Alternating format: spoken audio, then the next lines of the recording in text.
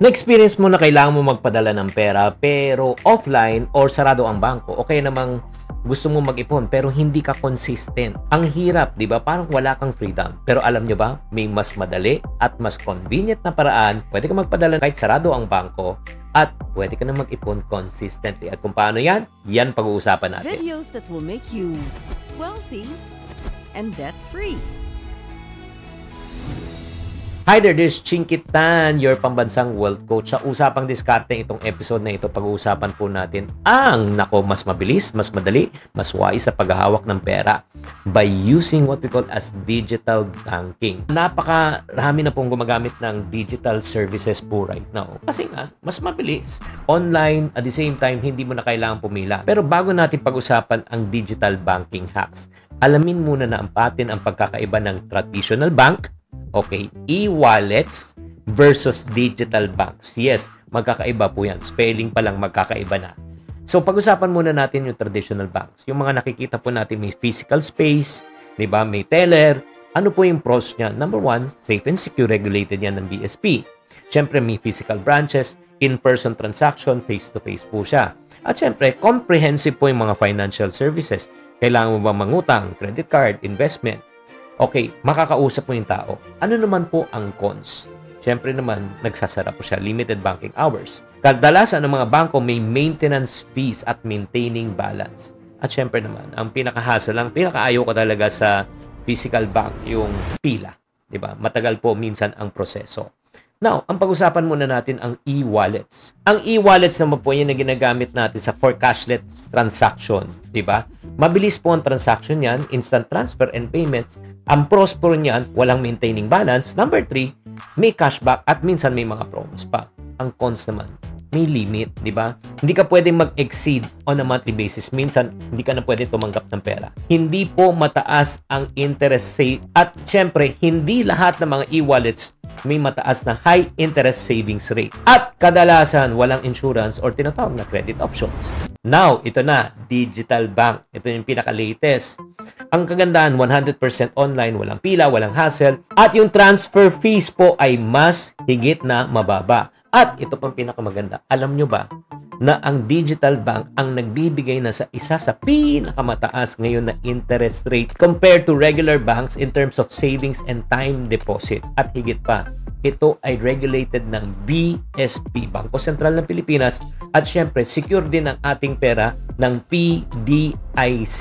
At good news, hanggang 1 million pesos na po ang ating insurance sa PDIC. Ano naman po ang cons? Siyempre, walang physical branches, pero sa panahon ngayon sa traffic at sa pila, mas prefer na po ng tao ang online. Pangalawa, kailangan mo ng internet connection. So ngayon, tatanungin ko kayo, ikaw, based on what I've mentioned, anong mas okay sa'yo? Traditional banking, napipila ka? Number 2, kung gusto mo easy transaction, madalian na transaction, pang bili, pang benta, e-wallet, ang sagot mo. Pero kung gusto mong i-maximize ang savings mo, mas mataas na interest rate, mas convenient, at ito yung pinaka-best part. Dito mo pwedeng ilagay ang iyong emergency fund. Dahil mas mataas po ang interest makuha mo. Digital banking ang pinaka-wise na choice. So, ngayon, alam mo na kung ano yung mga pros and cons ng isa. Now, let's dive into digital banking hacks para ma-maximize po natin ang paggamit natin ng digital bank. Para sa mga taong gustong mag-ipon pero hindi ka consistent. Good news.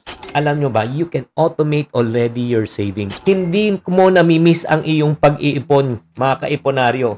So, kasi sa totoo lang ilang beses na tayo na gusto natin talaga mag-ipon na consistent pero hindi natutuloy. So, ito yung hack na gagawin mo.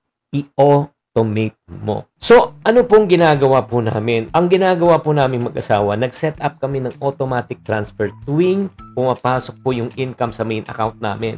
So, automatic may naiipon na po. Ang kagandahan, ginagamit po namin yung high interest savings account sa digital bank para mas mabilis na lumago ang iyong pera. Alam mo, sa ganitong siste, kayang-kaya mo na ituloy ang pag-iipon mo na hindi mo na kailangang iisipin.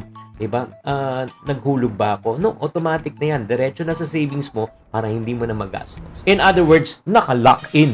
Number 2, pwede natin gamitin ang ating digital bank to schedule your bills and payment. Alam mo, sa totoo lang, sino sa inyo ang minsan nakakalimot magbayad ng bills?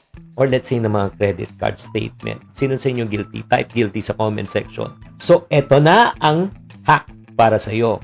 I-schedule mo ang payments. Alam nyo ba, you can use the auto debit para hindi mo na kailangan alalahanin ang iyong mga due date.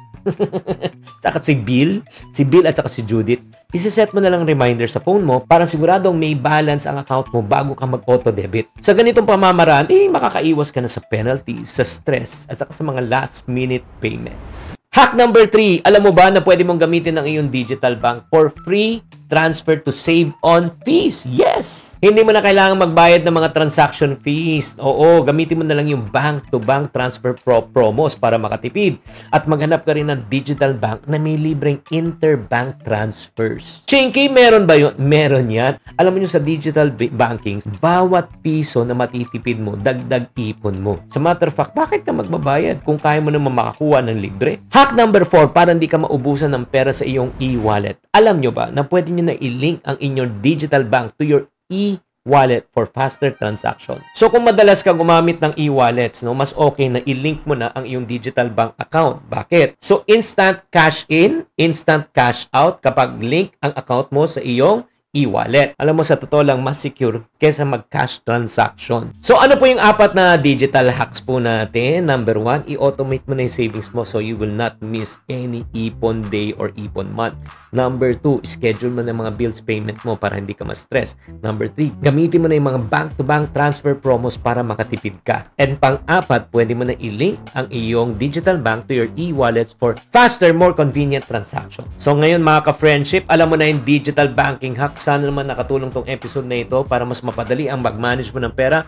At kung gusto mo na ma-experience ang hassle-free at wise na digital banking, subukan nyo na po ang UD. Download the Union Digital app today. Available na po sa App Store and Google Play. Tatandaan, your money, your rules, kayang-kaya mo to go digital. With UD as a digital bank, kaya mong mas madali, mas mabilis at mas secure na paraan para i-manage mo ang pera. Dahil with UD, kaya mo to!